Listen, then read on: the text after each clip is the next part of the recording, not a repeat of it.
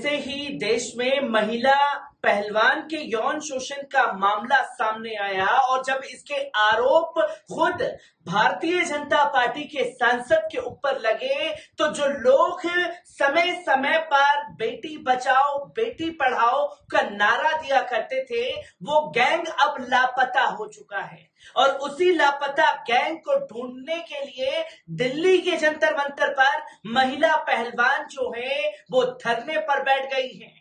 और ये बेटी बचाओ बेटी पढ़ाओ वाला गैंग पूरी तरीके से खामोश हो चुका है। और जब बात इनके सांसद की आती है तो किस तरीके से पुलिस प्रशासन इनके आगे नतमस्तक हो जाता है, ये भी तस्वीरें देश की जनता के सामने हैं।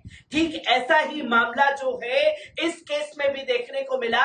पर जिन लोगों को ये लगता है कि वो माय लॉर्ड हो चुके हैं, तो वो बड़ी ही गलतफहमी में जी रहे हैं, क्योंकि सुप्रीम कोर्ट की सीजीआई ने साफ तौर पर यह बता दिया कि माय लॉर्ड देश के वो हैं और वो जो फैसला लेंगे वो सर्वोपरि होगा। और महिला पहलवानों ने भी सुप्रीम कोर्ट में अर्जी डाली और इस अर्जी को लेकर के जबरदस्त तरीके से फटकार दिल्ली पुलिस को लगाई गई है। इस पूरे मामले में सुप्रीम कोर्ट में क्या कुछ हुआ है, एक बार इस रिपोर्ट पर नजर डालते हैं। दोस्तों, आपको बता दें कि सुप्रीम कोर्ट ने महिला पहलवानों के कथित यौन उत्पीड़न को लेकर भारतीय कुश्ती महासंघ के अध्यक्ष ब्रिजभूषण शरण सिंह के खिलाफ एफआईआर दर्ज करने की मांग करने वाली शीर्ष भारतीय पहलवानों की याचिका पर एनसीटी यानी कि दिल्ली से जवाब मांगा है। कोर्ट ने नोटिस जारी कर दिया है और अब मामले की सुनवाई शुक्रवार 28 अप्रैल को होगी, जहां पहलवानों का प्रतिनिधित्व कर रहे वरिष्ठ वकील कपिल सिब्बल और नरेंद्र हुड्डा ने खंडपीठ के समक्ष याचिका लगाई थी, जहां सिब्बल ने साफ तौर पर कहा यह पहलवानों का मामला है और वे धरने पर बैठे हैं। 7 महिलाओं ने इसके खिलाफ शिकायत की है और एक नाबालिग भी है।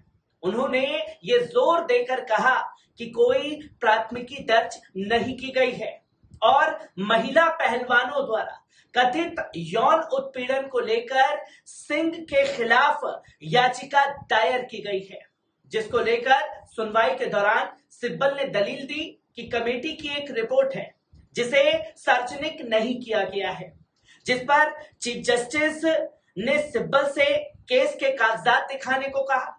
तो सिब्बल ने यह साफ तौर पर कहा कि कृपया नाबालिग की शिकायत देखें।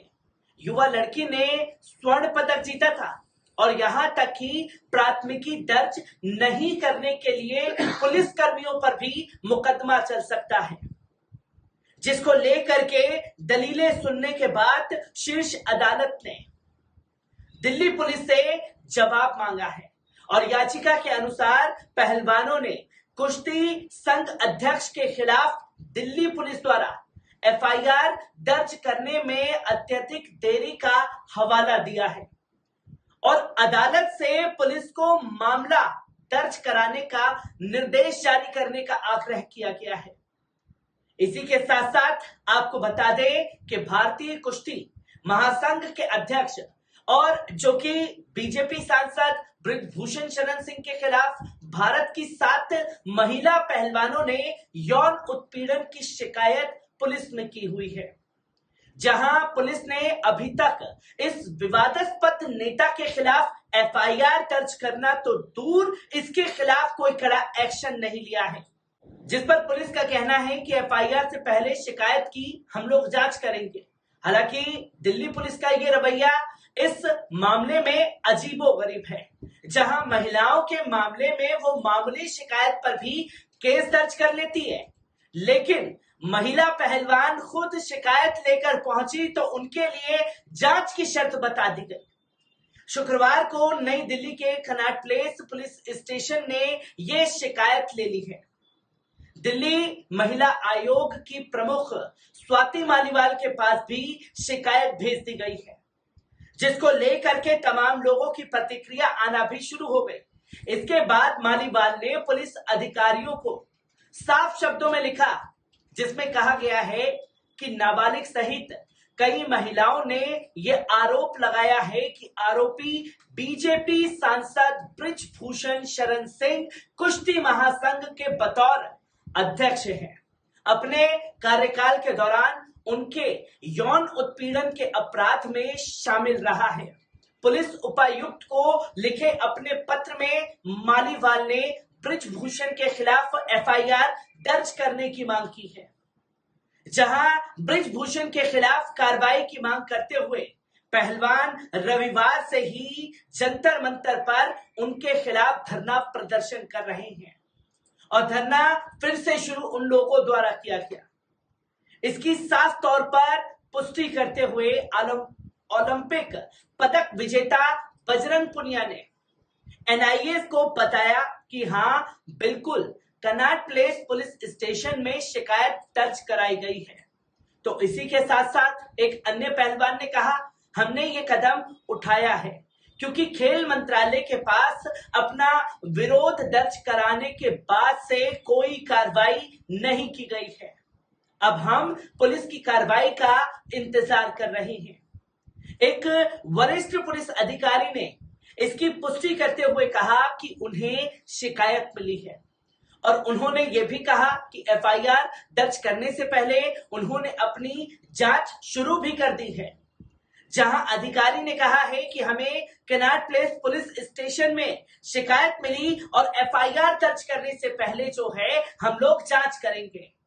अमूमन केसेस में होता यह है कि जब ऐसी शिकायत महिला द्वारा लगाए जाते हैं आरोप, तो उसके खिलाफ तुरंत एफआईआर दर्ज कर दी जाती है। अब मामला जो है वो भारतीय जनता पार्टी के सांसद का है, जिसको लेकर के विनिशा फोगाट पहलवानों ने इस बात पर नाखुशी जाहिर की और सरकार द्वारा नियुक्त निगरानी समिति के निष्कर्षों को अब तक सार्वजनिक नहीं किया गया है। पहलवानों द्वारा बृजभूषण पर लगाए गए आरोपों की जांच के लिए 23 जनवरी को गठित की गई समिति की प्रमुख boxing legend M C Mary Kom है। समिति को 1 महीने की मोहलत दी गई थी, लेकिन रिपोर्ट सौंपे जाने के बाद भी अभी तक उसके निष्कर्षों को सार्वजनिक नहीं किया गया।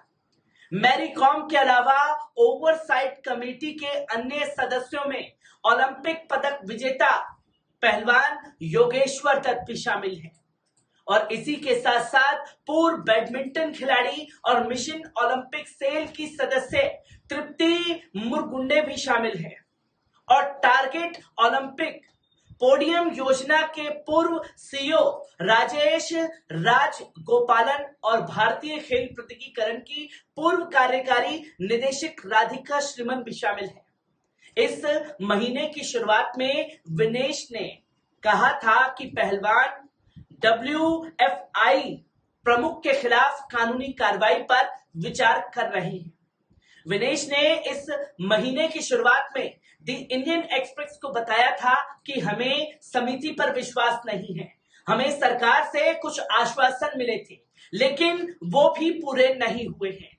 हम समिति द्वारा दाखिल रिपोर्ट की स्थिति के बारे में भी नहीं जानते हैं कि क्या कार्रवाई की जा रही है और इसलिए हमें दोबारा दिल्ली जंतर मंतर अपनी बात उठाने के लिए आना पड़ा है, जिसकी तस्वीरें लोगों के सामने हैं। और जो लोग माय लॉर्ड खुद को समझ करके माय लॉर्ड की तरह कार्रवाई कर रहे थे, पर सुप्रीम कोर्ट का हंटर जैसे ही चला तो दिल्ली पुलिस भी कार्रवाई में जुट गई है। मैं हर एक तस्वीर को आप लोगों के साथ रूबरू करता रहूंगा। दीजिए इजाजत, शुक्रिया।